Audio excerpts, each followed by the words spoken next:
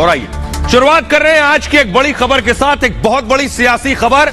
अगर ऐसा हुआ तो देश की सबसे बड़ी खबर यह होगी कि जेठानी और देवरानी एक दूसरे के आमने सामने होंगी चुनाव में, और यह बड़ा चुनाव होगा मैनपुरी में, क्योंकि मुलायम सिंह यादव के निधन के बाद मैनपुरी की सीट खाली हुई है। तो अखिलेश यादव ने दांव किस पर लगाया है, अगली तस्वीर दिखाइए। अखिलेश ने दांव लगाया है पत्नी डिंपल पर, यानी मैनपुरी से मुलायम सिंह की सीट से बड़ी बहू डिंपल यादव चुनाव लड़ेंगी मैनपुरी से। लेकिन क्या बीजेपी डिंपल के सामने मुलायम परिवार की छोटी बहू अपर्णा यादव को उतारेगी? और अगर बीजेपी अपर्णा यादव को मैनपुरी से उतारती है तो लड़ाई जो अगली होगी, वो तस्वीर दिखाइए। अगली लड़ाई होगी जेठानी बनाम देवरानी की, और यह सियासत की दिलचस्प जंग होगी। जरा रिपोर्ट देखिए।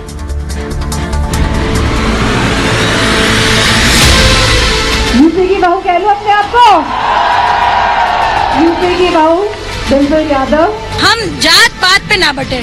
मैंने पहले भी कहा, राष्ट्र से बढ़कर कुछ नहीं है, राष्ट्र ही आगे ले जाएगा। ये उत्तर प्रदेश की सबसे बड़ी जंग होगी, जहां देवरानी और जेठानी आमने सामने होंगी। मैनपुरी की भाभी डिंपल यादव के खिलाफ क्या बीजेपी मैनपुरी की छोटी बहू अपर्णा यादव को मैदान में उतारेगी?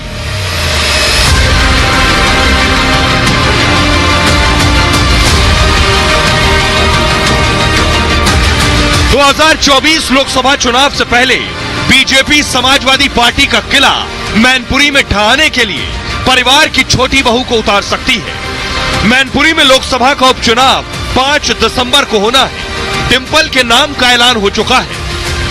वो खुद ही अभी तक दिखावा कर रहे हैं, उनकी कथनी और करनी में कितना फर्क है। जो उन्होंने कहा था, एक भी उन्होंने अपना वादा पूरा नहीं किया है और वह विफल सरकार रही है। मुलायम सिंह यादव की छोटी बहू समाजवादी पार्टी छोड़कर बीजेपी में आ चुकी है। अपर्णा यादव पहले भी कई बार कह चुकी है, बीजेपी यानी पार्टी उन्हें जो भी जिम्मेदारी देगी उसे वो निभाने के लिए पूरी तरह से तैयार है। मैं हमेशा से भारतीय जनता पार्टी की स्कीम से हमेशा से बहुत प्रभावित रहती हूँ, और यही कहूँगी कि जो भी कर सकूँगी अपनी क्षमता से करूँगी। तो 2024 लोकसभा चुनाव से पहले उत्तर प्रदेश के मैनपुरी में देवरानी जेठानी के बीच कांटे की टक्कर हो सकती है। तो आइए अब आपको बताते हैं, जो लोग यूपी में नहीं रहते उनके लिए, कि मैनपुरी है किस जगह पर, जहां के लिए यह सबसे बड़ी लड़ाई होगी। एक तरफ अखिलेश यादव की पत्नी, दूसरी तरफ उनकी छोटी बहू। ये आप देख रहे हैं मैप, उत्तर प्रदेश का नक्शा देख रहे हैं, यह है मैनपुरी। इस जगह पर जेठानी और देवरानी आमने सामने आ सकती हैं। तो आइए अब आपको बताते हैं कैसे अखिलेश यादव ने बाकायदा समाजवादी पार्टी ने एक चिट्ठी जारी की है। चिट्ठी जिसमें लिखा है, समाजवादी पार्टी द्वारा लोकसभा क्षेत्र मैनपुरी उपचुनाव 2022 हेतु श्रीमती डिंपल यादव पूर्व सांसद को प्रत्याशी घोषित किया गया है। नीचे प्रदेश अध्यक्ष नरेश उत्तम पटेल का हस्ताक्षर भी है। तो अब सोचिए जरा कि आखिर कैसे डिंपल यादव पर अखिलेश ने दांव लगाया, क्योंकि आपको याद होगा अखिलेश ने कहा था भरी सभा में कि डिंपल चुनाव नहीं लड़ेंगी जब आजमगढ़ का उपचुनाव हो रहा था। तो आखिर मैनपुरी में अखिलेश ने क्यों डिंपल यादव पर दांव लगाया, उसके पीछे बहुत बड़ी वजह है।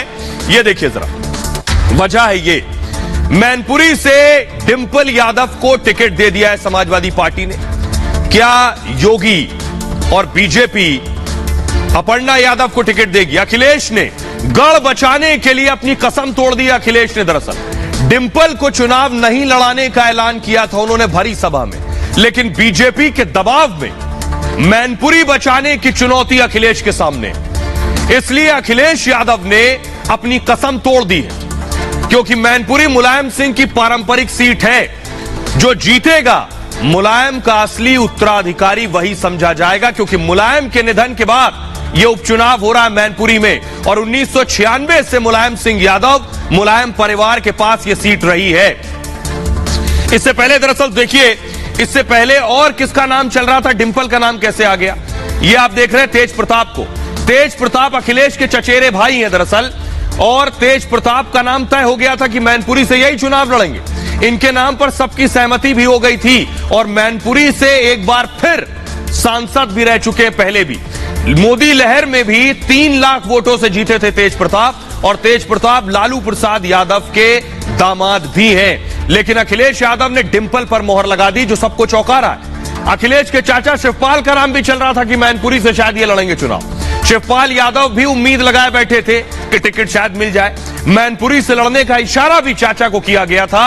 अखिलेश यादव की तारीफ भी कई बार कर चुके थे, लेकिन काम ना आया। कहा था अखिलेश में पिता की छवि दिखती है, और लेकिन अखिलेश ने उन्हें किनारे लगा दिया चाचा को। एक और नाम चल रहा था धर्मेंद्र का। अखिलेश के चचेरे भाई हैं धर्मेंद्र, इनका भी नाम किनारे हो गया। पत्नी डिंपल का नाम आगे हो गया। धर्मेंद्र यादव के नाम की भी चर्चाएं चल रही थी, मैनपुरी से शायद लड़ेंगे। धर्मेंद्र बदायूं से सांसद रह चुके हैं, और धर्मेंद्र यादव भी टिकट से वंचित हो गए हैं, क्योंकि वो अभी अभी आजमगढ़ से चुनाव हारे थे। निरहुआ चुनाव जीते आजमगढ़ से। अखिलेश के लिए लड़ाई बड़ी इसलिए क्योंकि आजमगढ़ हार चुके हैं, रामपुर योगी से हार चुके हैं। अब मैनपुरी, जो यादव परिवार का, मुलायम और अखिलेश यादव परिवार का किला है, वो ना ढह जाए, इसलिए डिंपल को उतारा, और यहां से उत्तराधिकार भी तय होना है, इसलिए डिंपल को उतारा। अब जरा अखिलेश की वो कसम सुनिए जब उन्होंने कहा था कि वो डिंपल को चुनाव नहीं लड़वाएंगे। सुनिए। अरे हमारा परिवारवाद, आपके भी तो परिवारवाद होगा। अरे अपने परिवारवाद के बारे में नहीं बोलता कोई। ये बताओ, अगर हमारा परिवारवाद है तो हम तय करते हैं कि अगली बार हमारी पत्नी नहीं चुनाव लड़ेंगी। ऐसे भारतीय जनता पार्टी भी अपना परिवारवाद बताए। अगर आप बताना चाहते हो तो बीजेपी का परिवारवाद और हमारे परिवारवाद को जोड़ देना। और बीजेपी आखिर किस कैंडिडेट को मैनपुरी से उतारने वाली है? क्या डिंपल के सामने अपर्णा होंगी? बीजेपी कोर कमेटी की बड़ी बैठक भी हुई है। आपको बता दें, इस कोर कमेटी की बैठक में क्या हुआ यह तस्वीर साफ नहीं है, लेकिन बीजेपी के सामने कई विकल्प हैं। अपर्णा के अलावा कौन से कैंडिडेट हैं जो डिंपल के सामने उतारे जा सकते हैं? पहला कैंडिडेट बीजेपी के सामने अपर्णा यादव हो सकती हैं। अपर्णा बीजेपी की उम्मीदवार मैनपुरी से हो सकती है। पार्टी उनके नाम पर गंभीरता से सोच रही है, और क्योंकि अपर्णा भी मुलायम सिंह की बहू है, और अपर्णा मुलायम के बेटे प्रतीक यादव की पत्नी है। बीजेपी में फिलहाल उनके पास कोई पद नहीं है, और पिछली बार मुलायम सिंह से कम वोट मिले थे जो बीजेपी के कैंडिडेट थे। ये आप देख रहे हैं जयवीर सिंह को।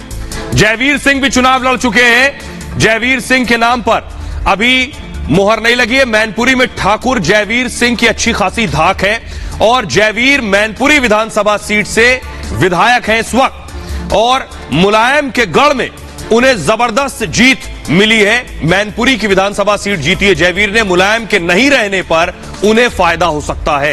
एक बात, प्रेम सिंह शाक्य के नाम पर भी की मोहर लग सकती है। उनका नाम भी सुर्खियों में है, क्योंकि यहां शाक्य जाति की संख्या ज्यादा है।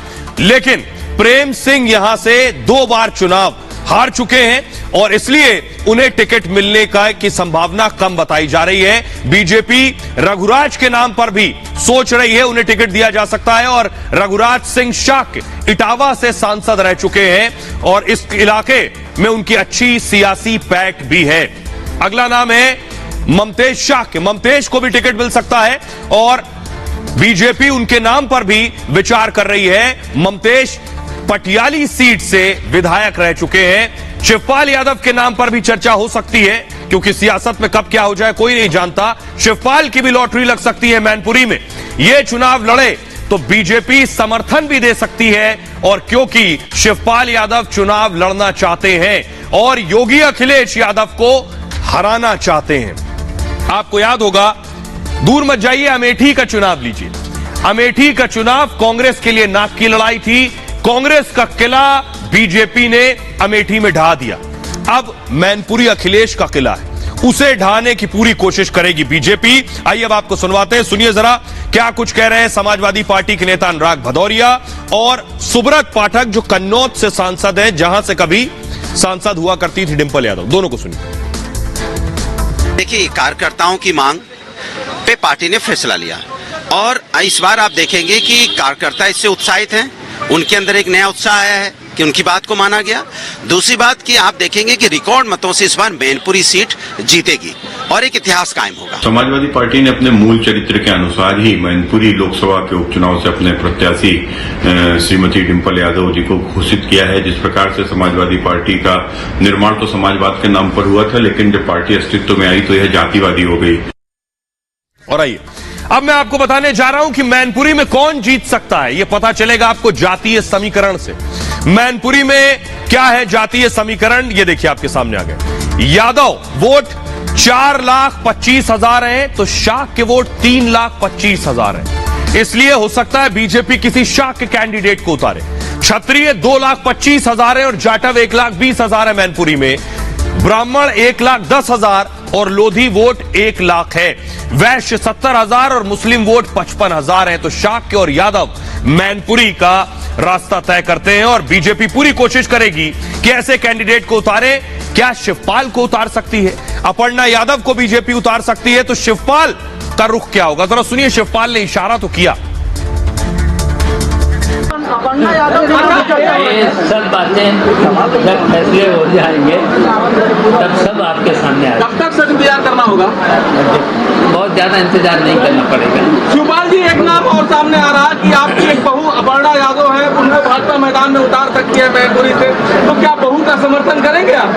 अब ये तो भाजपा वालों को फोटो, हमारी पार्टी अलग है। आइए अब मैं आपको बताता हूं कि बीजेपी ने कैसे मैनपुरी में जो समाजवादी पार्टी का गढ़ और किला उसमें सेंधमारी कर दी है। उसका पूरा आंकड़ा मैं आपको दिखाने जा रहा हूं कि इतना आसान नहीं होने वाला है अखिलेश यादव के लिए यह मैनपुरी जीतना। ये आप देख रहे हैं ग्राफिक्स, ये आप देख रहे हैं, यह है मैनपुरी की स्थिति 2014 का आंकड़ा मैं आपको बता रहा हूं। 2014 लोकसभा चुनाव में बीजेपी समाजवादी पार्टी को आप देख रहे हैं 6,54,000 वोट मिले थे और बीजेपी को मिले थे 3,33,000 वोट। लगभग जीत का अंतर था 3,21,000 2014 में। यह अंतर कैसे कम हुआ है, यह आपको बता रहा हूं। अंतर देखिए जरा, 2019 का जो चुनाव था इसमें बीजेपी को 4,30,000 वोट मिले और समाजवादी को 5,25,000। जीत का अंतर 95,000 हो गया है सर। तो जीत का अंतर बहुत ज्यादा नहीं है। बीजेपी यहां बाजी पलट सकती है, इसलिए स्ट्रॉन्ग कैंडिडेट को उतारना चाहेगी बीजेपी डिंपल यादव के खिलाफ। बहरहाल चुनाव का मौसम है तो गुजरात चुनाव की बात करते हैं। बीजेपी ने गुजरात में बीजेपी के स्पेशल 160 बीजेपी के जो स्पेशल हैं उन नामों का ऐलान किया है। प्रधानमंत्री मोदी की तस्वीर आप देख रहे हैं। गुजरात में प्रधानमंत्री मोदी जोर शोर से प्रचार कर रहे हैं और प्रधानमंत्री की पूरी कोशिश है कि एक बार फिर से गुजरात में वापसी की जाए। गुजरात की अब तक सारी लोकसभा सीट बीजेपी जीतती आई है और विधानसभा में भी जो सर्वेज आ रहे हैं वो बीजेपी की जीत का इशारा कर रहे हैं और इसलिए बीजेपी ने बड़े योद्धाओं को चुना है। एक क्रिकेटर जडेजा, रविंद्र जडेजा की पत्नी को आप देख रहे हैं। रविंद्र जडेजा की पत्नी को बीजेपी ने मैदान में उतार दिया है, यानी बीजेपी की पिच से अब बैटिंग करने वाली है जडेजा की पत्नी। देखिए जरा, बीजेपी ने जिन लोगों को टिकट दिए, जो नाम वो आपके सामने है, ये आप देख रहे हैं। सबसे पहले भूपेंद्र भाई पटेल। गुजरात में बीजेपी ने अपनी पहली लिस्ट जारी की है और बीजेपी की पहली लिस्ट में 160 उम्मीदवार हैं। बीजेपी ने 14 महिलाओं को टिकट दिया है। इन 160 में से अब तक 38 विधायकों को का टिकट काट दिया गया है। भूपेंद्र पटेल घटलोडिया से चुनाव लड़ने वाले हैं। साथ ही साथ 2017 में भूपेंद्र पटेल यहीं से चुनाव जीते थे और इससे पहले आनंदीबेन पटेल की सीट ये हुआ करती थी। अगला नाम देखिए जरा, कांतिलाल अमृतिया को मोरबी से टिकट दिया। मोरबी जहां पर पुल गिरा था, मोरबी हादसे में उन्होंने कई जानें बचाई थी कांतिलाल ने, इसलिए उन्हें टिकट दिया गया। खुद नदी में कूदकर लोगों को बाहर निकाला था और मोरबी हादसे में इन्होंने कई जानें बचाई उस दौरान। साथ ही साथ आपको बताऊं कि 2017 में हार गए थे कांग्रेस से ब्रजेश मिर्जा जीते थे उस दौर में। मूव कीजिए इसे आगे। बाद में मिर्जा बीजेपी में आए और फिर विधायक बन गए थे। साथ ही साथ लेकिन इस बार उनका टिकट काट दिया गया है। अगला नाम है रविंद्र जडेजा की पत्नी जामनगर उत्तर से रिवाबा जडेजा को टिकट मिला है। क्रिकेटर रविंद्र जडेजा की पत्नी है रिवाबा जडेजा और टिकट मिलने पर रविंद्र जडेजा ने भी खुशी जताई है। मोरबी हादसे में उन्होंने कई जानें बचाई थी। हार्दिक पटेल को वीरमगान से टिकट मिला है और कांग्रेस छोड़कर बीजेपी में आए हैं हार्दिक पटेल। कांग्रेस के कार्यकारी अध्यक्ष हुआ करते थे हार्दिक। अगला नाम है हर्ष सांघवी। हर्ष सांघवी मजुरा से चुनाव लड़ेंगे और मजुरा से वो 2 बार विधायक भी चुने गए हैं। हर्ष सांघवी गुजरात के गृह राज्य मंत्री भी हैं। आइए अब आपको सुनवाता हूं रविंद्र जडेजा की पत्नी जिन्हें टिकट दिया गया वो क्या कह रही सुनिए। बहुत ही आज खुशी का अवसर है। मेरे साथ साथ जितने भी कार्यकर्ता भाइयों बहनों का आज चुनाव हुआ है उम्मीदवार के तौर पे, तो उनके लिए भी मैं बहुत हार्दिक शुभकामनाओं उनको दे रही हूँ कि पार्टी ने जिस प्रकार मेरे ऊपर भरोसा दिखा के मुझे ये जो अवसर प्राप्त मिला है उनके लिए मैं तहे दिल से धन्यवाद करती हूँ। रविंद्र जडेजा ने खुद ट्वीट किया और शुक्रिया अदा किया है। बीजेपी टिकट हासिल होने पर मेरी पत्नी को बधाई। आपकी ओर से किए गए प्रयास और कड़ी मेहनत पर गर्व है। आपको मेरी शुभकामनाएं। जडेजा ने लिखा समाज के विकास के लिए अपना काम जारी रखें। प्रधानमंत्री नरेंद्र मोदी जी और अमित शाह जी को रिवाबा की क्षमता पर भरोसा करने और नेक काम का अवसर देने के लिए धन्यवाद देता हूं। आइए अब आपको सुनवाता हूं, सुनिए जरा बीजेपी के प्रभारी भूपेंद्र यादव और सीआर पटेल गुजरात बीजेपी अध्यक्ष क्या कह रहे हैं। केंद्रीय समिति ने आगामी गुजरात विधानसभा 2022 में जिन नामों को अपनी स्वीकृति प्रदान की, मैं सूची आपके सामने पढ़ देता हूं। विधानसभा नंबर 41 घाटलोडिया श्री भूपेंद्र भाई पटेल माननीय मुख्यमंत्री जी। 14 महिला है और बाकी भी सभी समाज को उसके अंदर जोड़ा गया है। युवा भी है, महिला भी है और छोटे समाज को भी टिकट देकर जीते ऐसे जगह पर देकर उनका प्रतिनिधित्व भी विधानसभा में रहे, ऐसी कोशिश की गई है। खबरों में आगे बढ़ते हैं। आज की एक और बड़ी खबर और ये कल की सबसे बड़ी खबर हो सकती है। जैकलिन को जेल या बेल। जैकलिन फर्नांडिस बॉलीवुड की हीरोइन अदाकारा इस वक्त मुश्किलों में घिर गई हैं। जैकलिन अपनी फिल्मों के लिए जानी जाती थी लेकिन अब एक महाठग से दोस्ती के लिए परेशान है। जैकलिन आज कोर्ट में पेश हुई। अगली तस्वीर दिखाइए। ये आप देख रहे हैं जैकलिन फर्नांडिस को जो आज दिल्ली आई, दिल्ली में कोर्ट में हाजिर हुई, कोर्ट में पेशी हुई, पेशी के दौरान सुनवाई हुई। जैकलिन पर फैसला सुरक्षित रखा गया। जैकलिन को बेल मिलेगी या जेल जाएंगी ये कल फैसला होगा। जरा रिपोर्ट देखिए पहले।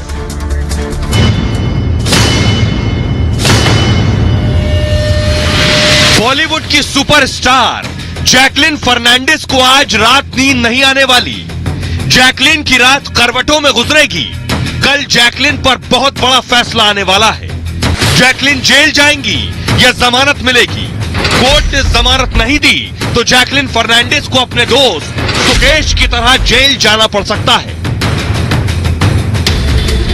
महाठग सुकेश के मनी गेम में जैकलिन बुरी तरह फंस चुकी है। आज कोर्ट में जैकलिन को जेल भेजने पर बहस हुई।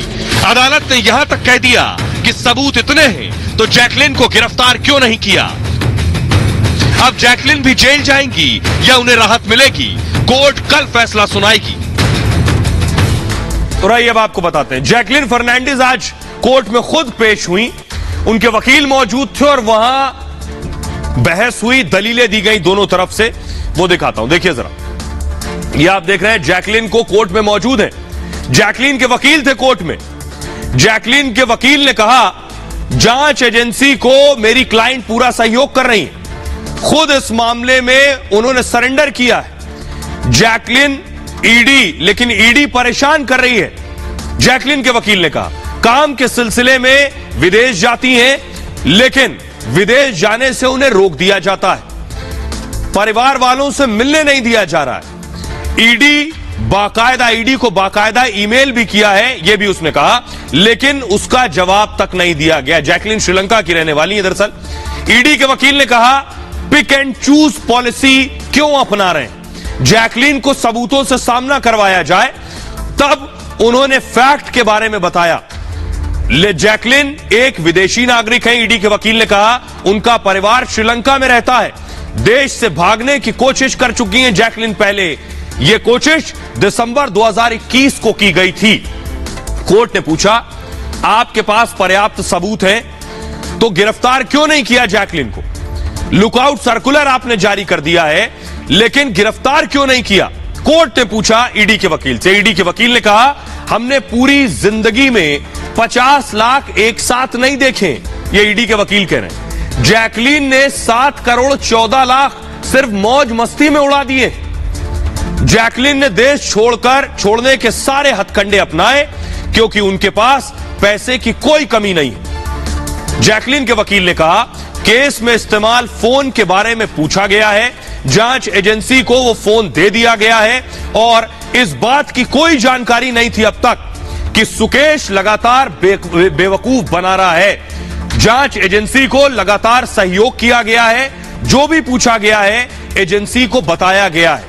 कोर्ट ने उसके बाद कहा, कल फैसला सुनाया जाएगा और शाम 4 बजे तक फैसला आ सकता है। कोर्ट ने फैसला रिजर्व रख लिया है। आइए अब आपको दिखाता हूं जैकलिन फंसी कैसे। जैकलिन के दरअसल एक दोस्त हुआ करते थे, अच्छे दोस्त। उनका नाम था सुकेश चंद्रशेखर। ये जो आप देख रहे हैं, जैकलिन के बहुत घनिष्ठ मित्र थे, बहुत अच्छे मित्र थे, इतने अच्छे दोस्त की बताया जाता है जैकलिन कई बार सुकेश से मिलने के लिए तिहाड़ जेल भी गई। और अब जैकलिन का कहना यह है कि उन्हें तो पता ही नहीं था कि सुकेश एक महाठग थे। जैकलिन अपनी दलील में कहती है कि सुकेश ठगी कर रहे थे, लूट कर रहे थे और उस लूट के पैसे मेरे ऊपर लुटा रहे थे, मुझे इस बारे में जानकारी नहीं थी। अपनी सफाई में कहती है, लेकिन ईडी कहती है जैकलिन सब जानती थी। तो देखिए जरा जैकलिन फंसी कैसे इस पूरे ठगी के खेल में। दरअसल महाठग सुकेश जो है इस वक्त जेल में और सुकेश ने लोगों से 200 करोड़ रुपए ठगे हैं। ये सिर्फ एक ठगी है सुकेश की। जैकलिन सुकेश की गर्लफ्रेंड रही है। सुकेश ने जैकलिन को बहुत महंगे महंगे गिफ्ट दिए, करोड़ों के गिफ्ट दिए हैं। ठगी के पैसे सुकेश ने जैकलिन पर दिल खोलकर लुटाए। जब तक सुकेश पैसे लुटा रहे थे तब तक जैकलिन ने जाना नहीं कि सुकेश पैसा कहां से ला रहे हैं, या फिर जैकलिन सब जानती थी। जैकलिन को 52 लाख का घोड़ा सुकेश ने जैकलिन को गिफ्ट किया। 52 लाख का घोड़ा, यह भी ठगी के पैसों से था। 9 लाख की फारसी बिल्लियां तोहफे में दे दी, तब भी जैकलिन को नहीं पता था पैसा कहां से आ रहा। ऐसी 4 बिल्लियां सुकेश ने जैकलिन को उस वक्त गिफ्ट दी थी। लाखों की ज्वेलरी भी जैकलिन को सुकेश ने दी। 10 करोड़ से ज्यादा के गिफ्ट सुकेश ने जैकलिन को दिए। दावा यह है कि जैकलिन सुकेश की असलियत जानती थी और सब कुछ जानबूझकर छिपा रही थी। जैकलिन को पता था कि ठगी के पैसे से ये गिफ्ट दिए गए हैं और जैकलिन सुकेश ने बेवकूफ बनाए, ये जैकलिन का कहना है। उन्हें ठगी के बारे में कोई जानकारी नहीं थी, वो अपनी सफाई में कह चुकी हैं। लेकिन ईडी का कहना यह है कि जैकलिन के सामने जब सारे सबूत रखे गए तो जैकलिन के पास जवाब नहीं था। जैकलिन के सामने जब सबूत रखे गए कि ये जो ठगी हुई उसके बाद जो आपको गिफ्ट दिए गए इसके बारे में आपको जानकारी थी, तब जैकलिन बोल नहीं पाई। इसीलिए कल उनकी जेल और बेल पर फैसला होना है। खबरों में आगे बढ़ते हैं। आज की एक और बड़ी खबर है, पाकिस्तान बना रहा है एक बहुत खतरनाक जैविक हथियार। पाकिस्तान साजिश करने के लिए जाना जाता है, लेकिन यह जो कॉकटेल यानी जिनपिंग और शहबाज शरीफ मिल जाए तो इससे ज्यादा खतरनाक क्या हो सकता है। भारत के 2 दुश्मन है। खबर यह है कि जो हथियारों की फैक्ट्री है वो पाकिस्तान में है। चीन की हथियार फैक्ट्री, जिनपिंग की हथियार फैक्ट्री पाकिस्तान में है और ऐसा हथियार बना रहा है जिनपिंग पाकिस्तान में जिससे करोड़ों जाने जा सकती हैं, तबाही आ सकती है ऐसा हथियार। ये रिपोर्ट देखिए जरा। हिंदुस्तान के 2 जानी दुश्मन पाकिस्तान और चीन, जिनपिंग और शहबाज मिलकर अब दुनिया का सबसे खतरनाक हथियार बना रहे हैं। महाविनाशक युद्ध की तैयारी में जुटे हैं जिनपिंग और शहबाज शरीफ। चीन इस हथियार को अपने देश में नहीं बल्कि पाकिस्तान में बनवा रहा है। यह हथियार करोड़ों जान लेने की ताकत रखता है। चीन और पाकिस्तान मिलकर जैविक युद्ध की तैयारी कर रहे हैं और इसके लिए जिनपिंग ने हथियार जुटाने भी शुरू कर दिए।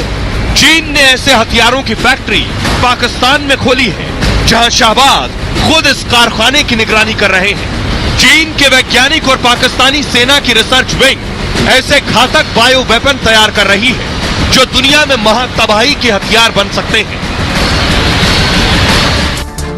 और आइए अब आपको बताने जा रहा हूं कि आखिर कौन सी जगह है जिनपिंग ने चुनी है पाकिस्तान में जहां यह हथियार बनाया जा रहा है। देखिए जरा, खुद चीन में हथियार नहीं बना रहे जिनपिंग, पाकिस्तान के रावलपिंडी में बताया जाता है जैविक हथियार की फैक्ट्री लगाई है जिनपिंग ने, और पाकिस्तान चीन के लिए, जिनपिंग के लिए यह जैविक हथियार बना रहे।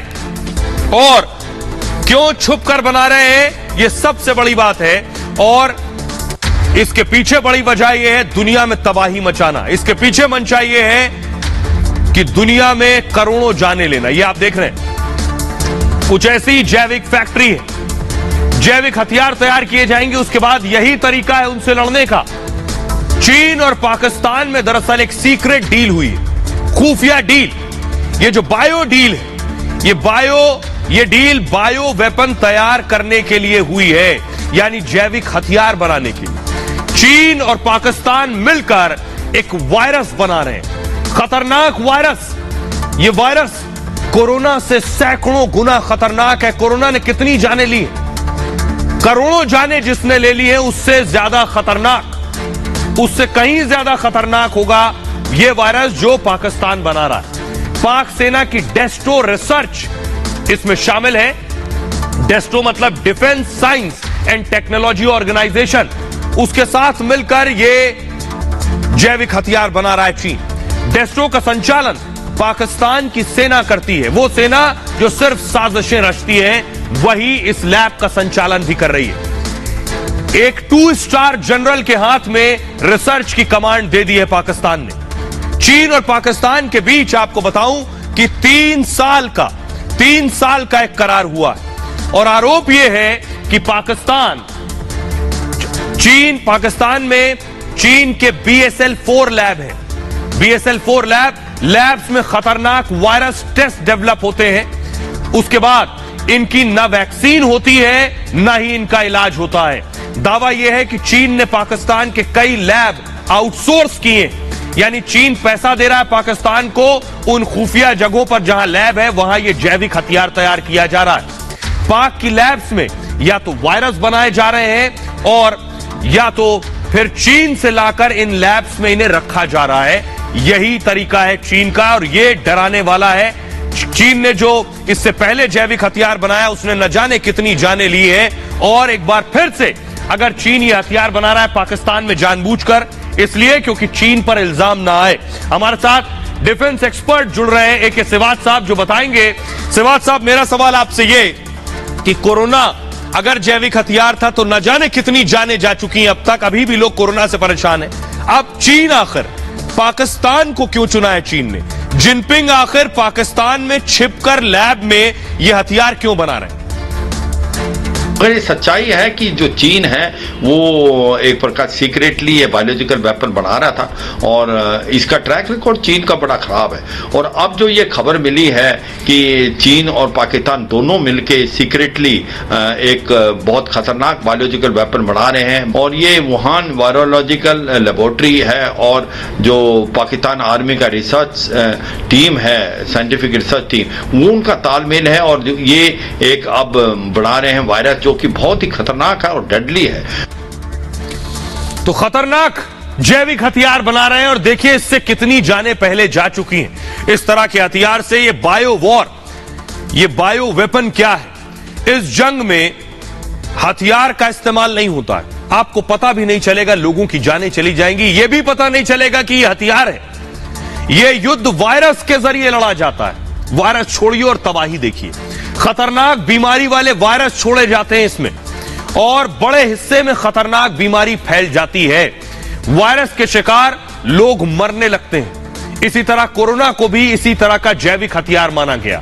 जो बचते हैं वो अपंग या मनोरोगी बन जाते हैं और कम समय में बड़ी तबाही फैल जाती है पूरी दुनिया में। 1347 में पहली बार जैविक हथियार का इस्तेमाल किया गया था।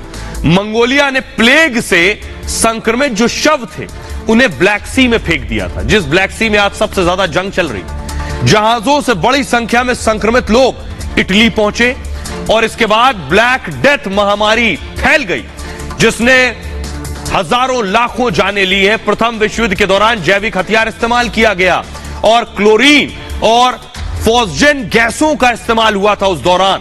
दुनिया के 17 देश जैविक हथियार बना चुके हैं और इन देशों में अमेरिका, चीन और रूस जैसे देश शामिल हैं।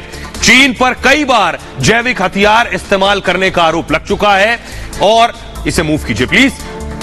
कई बार चीन पर जैविक हथियार का इस्तेमाल करने का आरोप लगा है और सवाल यह है कि एक बार फिर से चीन इसी तरह का हथियार बना रहा है जो बहुत खतरनाक होगा पूरी दुनिया के लिए। खबरों में आगे बढ़ते हैं। इस खतरनाक खबर के बाद एक अच्छी खबर भी है कि सस्ता हो सकता है तेल। जी हां, डीजल और पेट्रोल सस्ता हो सकता है। अच्छी खबर यह, प्रधानमंत्री मोदी ने एस जयशंकर को भेजा रशिया में तेल की डील हुई, बड़ी डील। अगली तस्वीर दिखाइए तो अच्छी खबर यह है कि तेल के दाम कम हो सकते हैं। कैसे कम होंगे यह आपको बताऊंगा, क्योंकि भारत ने, सरफेस फ्लोर है, भारत ने कैसे तेल खरीदा है और कितना तेल खरीद दिया है कि हिंदुस्तान में इसके दाम कम हो जाएंगे, क्योंकि रूस से बहुत कम दामों पर तेल मिल रहा है।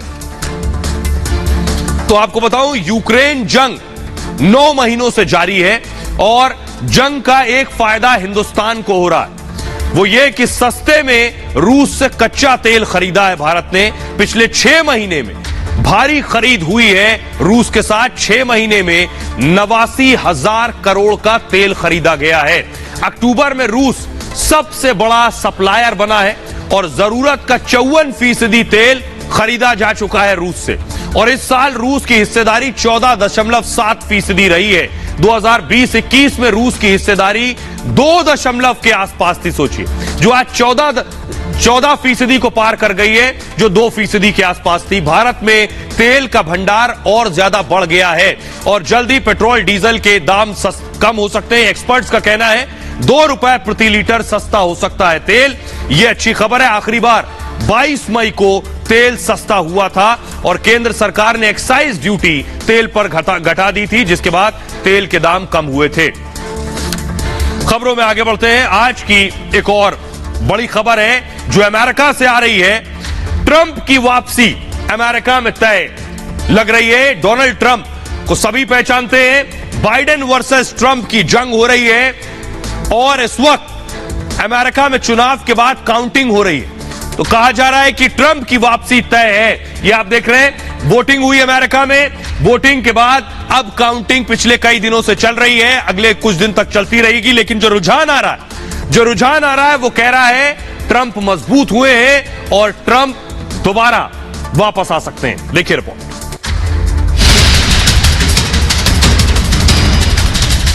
It's a country-saving election. दुनिया के सबसे शक्तिशाली देश में सत्ता को लेकर जोरदार जंग जारी है। सत्ता के सेमीफाइनल में ट्रंप बाइडेन से आगे निकल गए। मिड टर्म इलेक्शन के रिजल्ट्स ने जहां 2024 के लिए ट्रंप की दावेदारी को मजबूत कर दिया है, वहीं इसे बाइडेन के लिए बहुत बड़ा झटका माना जा रहा है। चुनाव प्रचार के दौरान भी ट्रंप और बाइडेन में जोरदार जुबानी जंग हुई थी। बाइडेन जहां लोकतंत्र को बचाने की दुहाई दे रहे थे, वहीं ट्रंप अमेरिका को बचाने का नारा बुलंद कर रहे थे। चुनाव परिणामों से साफ है कि अमेरिका की जनता ने ट्रंप को भारी समर्थन दिया है। ऐसे में 2024 में अमेरिका में ट्रंप का राज की वापसी हो जाए तो कोई आश्चर्य नहीं होगा। तो आइए अब आपको बताने जा रहे हैं, जो रुझान आ रहे हैं वो ट्रंप को मजबूत कर रहे हैं। जो रुझान अमेरिका से निकलकर सामने आ रहे हैं वो बता रहे हैं ट्रंप और ताकतवर हो गए। वो बता रहा है कि ट्रंप की ताकत इतनी बढ़ गई है कि बाइडेन कहीं नहीं ठहरेंगे संसद के अंदर। ये देखिए आपके सामने आ गए हैं 435 हाउस ऑफ रिप्रेजेंटेटिव होता है अमेरिका में, उसमें कुल सीटें 435। और इधर देखिए जरा, 435 में डोनाल्ड ट्रंप जो जीतते नजर आ रहे हैं, 209 सीटें डोनाल्ड ट्रंप जीतते नजर आ रहे हैं। और बाइडेन रुझानों में 191 सीटें ट्रंप बाइडेन से आगे चल रहे हैं हाउस ऑफ रिप्रेजेंटेटिव में। अब आपको बताऊं ये होता क्या है। यह दरअसल अमेरिका के राष्ट्रपति का चुनाव नहीं हो रहा है। राष्ट्रपति का चुनाव अलग होता है, 2024 में होगा। लेकिन वहां की जो संसद है, राष्ट्रपति चुनाव का ये सेमीफाइनल माना जा रहा है। मध्यावधि चुनाव में मतगणना अभी भी हो रही है, काउंटिंग चल रही है। जो जीतेगा अंदर की संसद पर उसका नियंत्रण होगा। यानी अगर ट्रंप जीत गए तो हाउस ऑफ रिप्रेजेंटेटिव का यह चुनाव है और ट्रंप जीत गए तो ताकत उनकी बढ़ जाएगी, बिल पास करवाना है, उसमें बहुमत ट्रंप के पास होगा ना कि बाइडेन के पास। बाइडेन केवल रबर स्टैंप रह जाएंगे। स्थानीय आबादी के प्रतिनिधि होते हैं हाउस ऑफ रिप्रेजेंटेटिव, जिन्हें लोग चुनते हैं। इसके अलावा सीनेट का चुनाव भी हो रहा है। सीनेट में सीटें कुल 100, इन 100 सीटों पर चुनाव हुआ, जिसमें 49 पर आगे चल रहे हैं डोनाल्ड ट्रंप और 48 पर आगे चल रहे हैं डेमोक्रेट यानी जो बाइडेन। अब आपको बताऊं सीनेट क्या है। सीनेट का चुनाव हो रहा है इस वक्त। जैसे भारत में लोकसभा और राज्यसभा है, वैसे वहां हाउस ऑफ रिप्रेजेंटेटिव और सीनेट है। राज्य के हितों का प्रतिनिधित्व सीनेट के जरिए होता है और 100 में सिर्फ 35 सीटों का चुनाव हुआ है और इन 35 सीटों में जो रुझान आ रहे हैं उसमें 49 पर डोनाल्ड ट्रंप और 48 पर बाइडेन आगे चल रहे हैं। आइए अब मैं आपको दिखाने जा रहा हूं कि आखिर कैसी होती है वहां की संसद। वो तस्वीरें मैं आपको दिखा रहा हूं। यह है यूएस कांग्रेस, यह है अमेरिका की संसद जो आप तस्वीरों में देख रहे हैं। यूएस कांग्रेस पर बवाल हुआ था जब नतीजे आए थे, उसके बाद ये संसद की तस्वीरें मैं आपको दिखा रहा हूं। इस संसद के अंदर है, अंदर आप देख रहे हैं हाउस ऑफ रिप्रेजेंटेटिव्स। ये अमेरिका की संसद का एक हिस्सा है। जैसे भारत में लोकसभा और राज्यसभा संसद के अंदर है, वैसे वहां यूएसए कांग्रेस के अंदर हाउस ऑफ रिप्रेजेंटेटिव है। अगली तस्वीर दिखाइए, और उसी के अंदर सीनेट है, यानी राज्यसभा और लोकसभा। यह है सीनेट। आइए अब आपको बताऊं कि संसद के अंदर कौन कितना ताकतवर है, बाइडेन या फिर ट्रंप। अभी की स्थिति क्या है और इन नतीजों के बाद की स्थिति क्या हो जाएगी। देखिए जरा, सरफेस फ्लोर ग्राफिक्स है कि आखिर कौन कितना ताकतवर है। ग्राफिक दीजिए। ये आप देख रहे हैं हाउस ऑफ रिप्रेजेंटेटिव, जो मैंने शुरू में आपको बताया है, जैसे लोकसभा या राज्यसभा 435 सीटें। अभी की स्थिति यह थी कि 435 सीटों में बाइडेन के पास थी 221 सीटें। बहुमत के लिए देखिए कितनी चाहिए, 218 सीटें। बाइडेन के पास थी 221 सीटें और डेमोक्रेट यानी डोनाल्ड ट्रंप के पास थी 212 सीटें। ट्रंप अब तक माइनॉरिटी में थे, लेकिन जो नतीजे आ रहे हैं उसके बाद ट्रंप के पास मेजॉरिटी हो सकती है हाउस ऑफ रिप्रेजेंटेटिव की। अगली जो मैं आपको दिखाऊंगा सीनेट में, देखिए जरा सीनेट में अब तक हालत क्या थी। सीनेट में ट्रंप मजबूत स्थिति में थे। 50 जो सदस्य थे वो ट्रंप के थे। कुल 100 सदस्य होते हैं इसके अंदर और 51 पर बहुमत है। 50 ट्रंप के पास थे, 48 बाइडेन के पास और 2 निर्दलीय भी थे। 6 साल का कार्यकाल होता है इसका।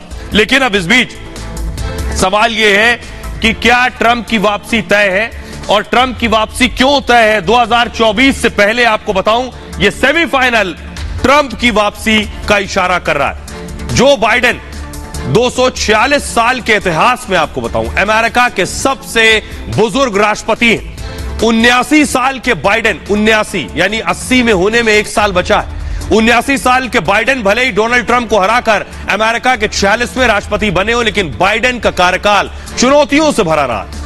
और अब मध्यावधि चुनाव बाइडेन के लिए किसी अग्नि परीक्षा से कम नहीं होने वाला है। ये मैं क्यों कह रहा हूं, क्योंकि अमेरिका में राष्ट्रपति के 4 साल के कार्यकाल के मध्य में चुनाव होते हैं और इन चुनावों से अक्सर ये संकेत मिलते हैं कि किसी राष्ट्रपति का कामकाज कैसा रहा। जैसे भारत में जो विधानसभा चुनाव होते हैं उसे सेमीफाइनल माना जाता है लोकसभा चुनाव का कई बार, उसी तरह वहां ये जो चुनाव हो रहे हैं ये सेमीफाइनल है। मध्यावधि चुनाव में बाइडेन बहुमत साबित करने में नाकामयाब रहे तो बाइडेन के लिए अगले 2 साल का कार्यकाल मुश्किलों भरा होगा, क्योंकि बहुमत नहीं होगा सदन के अंदर।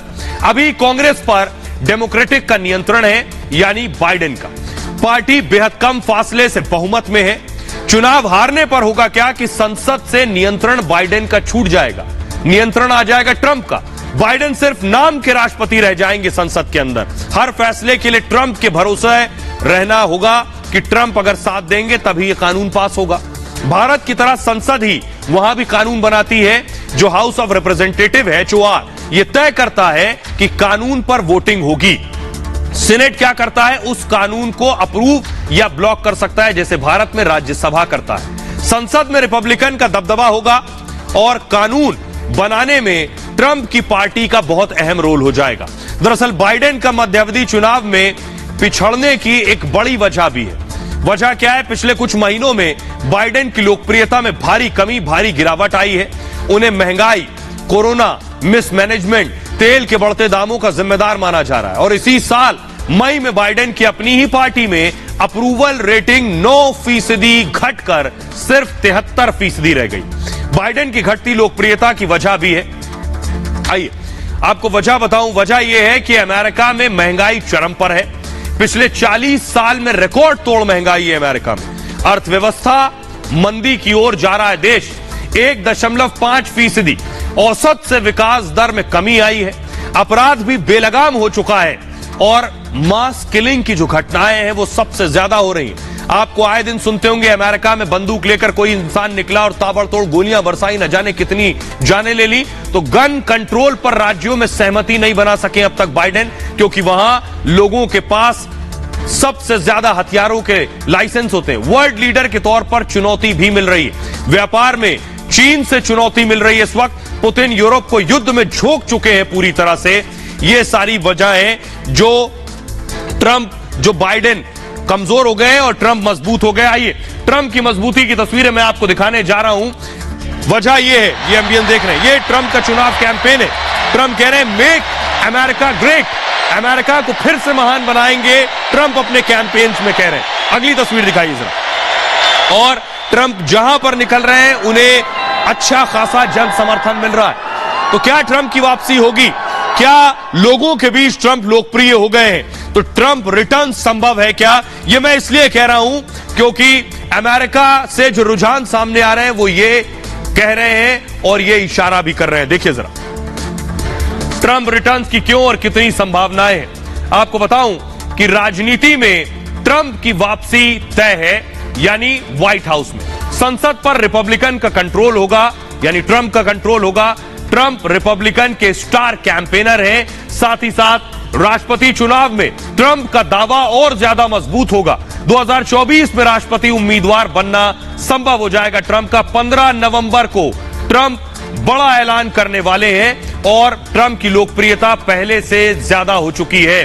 ट्रंप बेबाक और स्पष्ट फैसले लेते हैं। साथ ही साथ अमेरिकी लोग ट्रंप की बेबाकी के भी मुरीद है। राजनीतिक रूप से ट्रंप बहुत चतुर हैं और राष्ट्रवाद के मुद्दे पर लोग ट्रंप के साथ हैं और दुश्मन को भी ट्रंप दोस्त बनाना जानते हैं, खासियत रखते हैं। उत्तर कोरिया जाने वाले पहले अमेरिकी नेता जो थे वो डोनाल्ड ट्रंप थे। किम जोंग उन को भी दोस्त बना लिया था डोनाल्ड ट्रंप ने। ये सारी खासियत है। ट्रंप इससे पहले आपको याद होगा कह चुके हैं कि अगर वो राष्ट्रपति होते तो रूस जंग ना शुरू करता। यानी ट्रंप कह चुके हैं कि अगर पुतिन को कोई रोक सकता था तो वो डोनाल्ड ट्रंप थे। और यही वजह है कि बाइडेन की जो लोकप्रियता है, फैन फॉलोइंग है, उसमें गिरावट आई। हमारे साथ गेस्ट मेहमान जुड़ रहे हैं जो कि पूर्व विदेश सचिव हैं दीपक वोरा जी। दीपक जी, मेरा सवाल यह है आपसे कि अगर बाइडेन कमजोर नजर आ रहे हैं, ट्रंप मजबूत होंगे और ट्रंप की वापसी होगी, तो जंग पर, जो दुनिया में जंग चल रही है, इसका असर जंग पर क्या होगा? डोनाल्ड ट्रंप साहब के बारे में कहा जाता है कि कुछ अंग्रेजी में शब्द लिए जाते हैं, वो मर्क्यूरियल थे, अनप्रिडिक्टेबल थे, ट्रांजैक्शनल थे। लेकिन जहां तक अमेरिका की विदेश नीति का सवाल है, उन्होंने काफी परिवर्तन लाने की कोशिश की थी और बहुत हद तक वो कामयाब हुए थे। नेटो को वो पसंद नहीं करते थे, उन्होंने उसको इग्नोर किया। जो बाइडेन साहब ने नेटो को रिवाइव करने की कोशिश की और यूरोपियन यूनियन को नई जिंदगी देने की, और आप देख लीजिएगा उसका परिणाम। उन्होंने यूक्रेन का फायदा उठाया और नेटो को फिर से कहा है कि अब आप लड़ने के लिए तैयार हो जाइए, जबकि डोनाल्ड ट्रंप ने कहा था कि नेटो की कोई आवश्यकता नहीं है। वो तो कहते थे बिल्कुल बेकार की संस्था है। तो यूक्रेन जो है अब वो मैदान बन चुका है, जंगे मैदान, जिसमें नेटो को फिर से उभरने का मौका दिया जा रहा है। तो ये है ट्रंप की ताकत कि ट्रंप क्या कुछ कर सकते हैं। आगे बढ़ते हैं और आज की एक और बड़ी खबर है, बाइडेन के सामने नहीं झुकेंगे पुतिन। उन्होंने साफ कर दिया है। मैं क्यों कह रहा हूं? क्योंकि खबर यह थी कि बाइडेन और पुतिन एक साथ एक जगह मौजूद होंगे। जब दो नेता जो इस वक्त दुश्मन है एक जगह मौजूद होंगे तो क्या इनकी मुलाकात होगी? लेकिन पुतिन ने झुकने से मना कर दिया है। यह रिपोर्ट देखिए जरा।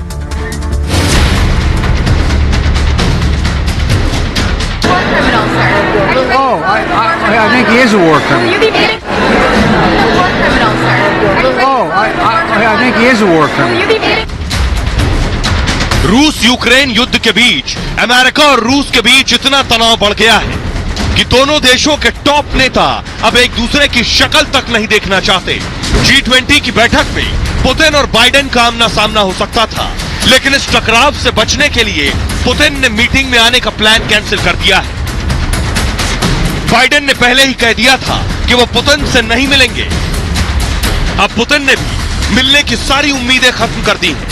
सवाल यही है कि पुतिन टकराव से क्यों बचना चाहते हैं? क्या पुतिन ने बाइडेन को अपने अंदाज पे जवाब दिया है, या पुतिन ने साफ कर दिया है कि यूक्रेन के मुद्दे पर वो न झुकेंगे और न किसी की सुनेंगे? तो रही अब मैं आपको बताने जा रहा हूं कि आखिर हुआ क्या। पुतिन क्यों नहीं बाइडेन के सामने आना चाहते हैं? क्या वजह है कि पुतिन ये मना कर चुके हैं कि वो इस बड़ी बैठक में शामिल नहीं होंगे? उसके पीछे देखिए वजह ये आप देख रहे हैं।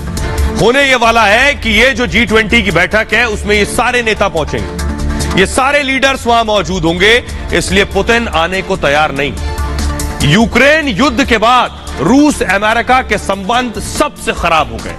पुतिन बाइडेन एक दूसरे से मिलने से बच रहे इस वक्त, और बाइडेन पुतिन को वॉर क्रिमिनल बता चुके हैं, और बाइडेन ने युद्ध के लिए पुतिन को जिम्मेदार ठहराया था। बाइडेन ने पुतिन से मीटिंग करने तक से इनकार कर दिया था। अमेरिका रूस का बहिष्कार करने का आह्वान करेगा इस बैठक में। युद्ध के बीच पहली बार बाइडेन पुतिन एक मंच पर आने वाले थे। आमने सामने के टकराव से बचना चाहते हैं पुतिन। दरअसल पुतिन को डर था कि युद्ध को लेकर उनसे सवाल किया जा सकता है। अमेरिका और उसके सहयोगी उन पर दबाव बना सकते हैं। माना जा रहा है कि इसी के चलते पुतिन बाली नहीं जा रहे हैं। बाली, इंडोनेशिया की राजधानी बाली में G20 की समिट होने वाली है और इसमें सारे नेता पहुंचने वाले हैं, लेकिन पुतिन मना कर चुके हैं। पुतिन ने इंडोनेशिया के राष्ट्रपति को फोन पर इस बात की जानकारी दी है। अब रूस के विदेश मंत्री रूसी प्रतिनिधिमंडल का नेतृत्व करेंगे। सर्गेई लावरोव पुतिन की जगह जाएंगे, लेकिन पुतिन नहीं जाएंगे। और बड़ी खबर इस बीच आ रही है कि पुतिन को बड़ा नुकसान हुआ है युद्ध में। 2 लाख, जी हां, रूस यूक्रेन युद्ध में करीब 2 लाख मौतें हुई हैं। अमेरिकी जनरल का यह बड़ा दावा है। यूक्रेन में 1 लाख रूसी सैनिक की मौत हुई है। रूस की तरह यूक्रेन को भी भारी नुकसान उठाना पड़ रहा है। तो पुतिन के लिए एक बड़ा झटका है जो जाने जा रही है, और पुतिन के ऊपर दबाव बढ़ रहा है। रूस यूक्रेन के बीच 8 महीने बाद भी जंग जारी है। फरवरी 2022 में शुरू हुआ युद्ध लगातार और भीषण होता जा रहा है। यूक्रेन और रूस के सैनिक आमने सामने की जंग लड़ रहे हैं। पुतिन की सेना यूक्रेन में घुसकर उसकी जमीन पर जंग लड़ रही है। ऐसे में रूस को भारी नुकसान उठाना पड़ रहा है। कई कमांडर्स समेत हजारों सैनिक जंग की भेंट चढ़ चुके हैं। युद्ध में यूक्रेन को झुकाने के लिए रूस ने क्रूज मिसाइलों से हमला किया। यूक्रेन की राजधानी कीव समेत कई शहर पूरी तरह से वीरान हो गए। हमले में यूक्रेन के हजारों सैनिक और नागरिकों की मौत हो चुकी है, और मरने वालों में औरतें और बच्चे भी शामिल हैं। यूक्रेन के शहर खंडर बन गए हैं। लोग बंकर में जिंदगी गुजारने को मजबूर हैं, लेकिन यूक्रेन झुकने को तैयार नहीं है। युद्ध 9वें महीने में पहुंच चुका है। रूस ने शुरुआत में यूक्रेन पर ताबड़तोड़ हमले किए थे। यूक्रेन ने भी पूरी ताकत के साथ जवाब दिए, लेकिन धीरे धीरे यूक्रेन के हथियार खत्म होने लगे, और ऐसा लग रहा है जेलेंस्की कहीं पुतिन के सामने सरेंडर तो नहीं करने वाले हैं। लेकिन अमेरिका और पश्चिमी देशों की मदद के बाद यूक्रेन ने रूस पर जोरदार पलटवार करना शुरू कर दिया है। भारी नुकसान के बावजूद रूस और यूक्रेन में से कोई भी रुकने को तैयार नहीं है। देखिए जरा पुतिन को जो बड़ा नुकसान हुआ है, वो बड़ा नुकसान के बारे में बताने जा रहा हूं। 1 लाख बताया जा रहा है, लगभग 1 लाख सैनिकों की जानें जा चुकी हैं। ये आप देख रहे हैं, ये जो ताबूत आप देख रहे हैं, ताबूतों के ढेर लगे हुए। ऐसे ताबूत रूस पहुंच रहे हैं और पुतिन के ऊपर दबाव बनता जा रहा। जंग में 2 लाख मौतें हुई हैं। रूस यूक्रेन युद्ध में सबसे बड़ी तबाही हुई है अब तक। 2 लाख मौतें इसलिए क्योंकि रूस के 1 लाख सैनिक लगभग, और यूक्रेन के 1 लाख सैनिकों की जान गई है। यह अमेरिका कह रहा है। अमेरिकी जनरल मार्क मिले ने यह दावा किया है। 1 लाख रूसी सैनिक मारे गए या फिर घायल हुए हैं। यूक्रेन को भी करीब इतना ही नुकसान हुआ है, अमेरिका का दावा है। जनरल ने कहा है युद्ध में रूस का यूक्रेन की जीत संभव नहीं है। हथियारों से जीत हासिल नहीं की जा सकती है। अमेरिका कहना है जंग को खत्म करने के लिए बातचीत एक मौका है। रूसी सेना सैनिकों की कमी से लगातार जूझ रही है और पुतिन ने सैनिकों की भर्ती के लिए आदेश जारी किए हैं। रूसी सेना ने 3 लाख रिजर्व सैनिकों की भर्ती की है। लड़ाई के लिए खूंखार अपराधियों की भर्ती की गई है। इस बीच बड़ी खबर यह है कि 2 लाख अगर सैनिक मारे गए हैं। पुतिन को एक और बड़ा झटका लगा है। झटका यह कि खैरसन में पुतिन की हार हुई है। खैरसन में रूसी डिप्टी गवर्नर की मौत हुई है। खैरसन में डिप्टी गवर्नर की कार क्रैश में मौत हो गई है। किरिल स्ट्रेमोसोव की मौत से रूस में मातम पसरा है। आइए तस्वीर में आपको दिखाने जा रहा हूं। यह है डिप्टी गवर्नर जो कि खैरसन में थे। खैरसन पे पुतिन कब्जा कर चुके हैं, दावा कर चुके हैं, उसे स्वतंत्र घोषित कर चुके हैं। वहां के गवर्नर थे जो कार क्रैश में मारे गए हैं। इस बीच एक और बड़ी खबर है कि खैरसन पुतिन ने खाली कर दिया है। खैरसन से पीछे हट गई है रूसी सेना। खैरसन पर ज़ेलेंस्की ने कहा है खैरसन को हमने लड़कर हासिल किया है। हकीकत क्या है ये आपको बताऊं कि आखिर खैरसन किस जगह पर मौजूद है। खैरसन के बारे में आपको बताऊं, खैरसन वो जगह जिसको पुतिन ने कब्जा लिया था। ज़ेलेंस्की कह रहे हैं ये तो हमने जीता है। दीजिए राउंड टेबल मैप दीजिए प्लीज। ये आप देख रहे हैं रूस, यूक्रेन और खैरसन में आपको दिखा रहा हूं किस जगह पर मौजूद है खैरसन। रूस यहां तक पहुंच गया था, रूस की सेना यहां तक पहुंच गई थी, रूस ने इसे अपना घोषित कर दिया था, लेकिन अब रूसी सेना यहां से पीछे हट रही है। तो आइए मैं आपको बताता हूं कि आखिर ये आप देख रहे हैं ये जो धमाके हो रहे हैं ये एक बड़ी वजह है। रूसी सेना कैसे पीछे हट रही है और क्या वजह बताई जा रही है। क्या वाकई ज़ेलेंस्की ने जीत लिया है या फिर पुतिन के दिमाग में कुछ और चल रहा है। क्योंकि पुतिन क्या सोचते हैं कोई नहीं जानता, अगला कदम उनका क्या होने वाला है। ग्राफिक्स प्ले कीजिए प्लीज। पुतिन दरअसल इस तैयारी में है कि आखिर क्या एक्शन लिया जाए, अगला क्या कार्रवाई की जाए। खैरसन से सेना पीछे हटी है, रूसी सेना, और रूस के रक्षा मंत्री ने यह बड़ी घोषणा की हुई है। साथ ही साथ रूसी सेना के कमांडर ने सलाह दी है। बचाव करना मुश्किल हो रहा था उनका कहना यह है, और रसद की सप्लाई भी वो नहीं कर पा रहे थे, यानी वहां तक खाना नहीं पहुंचा पा रहे थे। खैरसन खाली करने से पहले पुतिन ने संबोधन किया है। यूक्रेन की सेना काखोवका डैम पर हमला कर रही थी उस वक्त, और डैम टूटने से सेना को भारी नुकसान हो सकता था। सेना और नागरिकों के हित में फैसला लिया गया। खैरसन से यूक्रेनी लोग भाग चुके हैं, जो रूसी समर्थक थे उन्हें भी हटा लिया गया है। पुतिन ने सितंबर में खैरसन को रूस में मिला लिया था और जनमत संग्रह के बाद यह रूस का हिस्सा बन गया था। खैरसन से पीछे हटना पुतिन के लिए एक बहुत बड़ा झटका बताया जा रहा। पश्चिमी मीडिया इसे पुतिन की हार बता रही है, और खैरसन से रूसी सेना के हटने पर ज़ेलेंस्की ने कहा है कि खैरसन में आजादी कोई तोहफा नहीं है। उनका कहना यह कि खैरसन को हमने लड़कर जीतकर हासिल किया है। आइए हमारे साथ एक्सपर्ट जुड़ रहे हैं, उनसे जानते हैं कि आखिर क्या होने वाला है। खैरसन खाली हो गया है या खैरसन ज़ेलेंस्की ने जीत लिया है। AK सिवाच हमारे साथ जुड़ रहे हैं। सिवाच साहब, एक बड़ा सवाल यह है कि जिसको पुतिन ने अपना घोषित कर दिया था वहां से सेना क्यों हट रही। रूस और यूक्रेन की लड़ाई को 8 महीने से ज्यादा हो गए और ये लड़ाई जो है रुकने का नाम नहीं ले रही, और ऐसा लगता है कि अब ये लड़ाई ऐसे दौर पे पहुंच गई है जहां पर रूस बैकफुट पे है। कहीं ना कहीं रूस की अगर आप देखें कि चाहे वो ईस्टर्न यूक्रेन में है, चाहे आप डॉनबस का इलाका है, डॉन्सक या लुहांस्क, वहां पर अभी ये लगता है कि यूक्रेन की फौज धीरे धीरे आगे बढ़ रही है। और पहले भी उन्होंने खार्किव को लिया यूक्रेन की फौज ने रूस से, और अब ऐसा लगता है कि जो खरासन का इलाका है वो भी रूस की फौज ने खाली कर दिया है, क्योंकि वो वहां पर ज्यादा देर जम नहीं पाए, क्योंकि बहुत ही ज्यादा काउंटर ऑफेंसिव कर रहा था यूक्रेन। देखो, यूक्रेन के जीतने का कारण 2-3 हैं। एक तो सच्चाई है कि यूक्रेन के पास बहुत बेहतरीन हथियार मिले हैं अमेरिका से भी और बाकी नेटो कंट्री से। तो सवाल यह है कि आखिर पुतिन का अगला कदम क्या है। क्या खैरसन में कुछ और बड़ा धमाका करने वाले हैं पुतिन, क्योंकि पुतिन जो सोचते हैं वो सिर्फ उनके दिमाग में होता है। बहरहाल ये भारत की बात है, मैं इतना ही। आप अपना बहुत ख्याल रखिए। एक छोटे से ब्रेक के लिए रुक रहे हैं, लौट रहे हैं कुछ और बड़ी खबरों के साथ।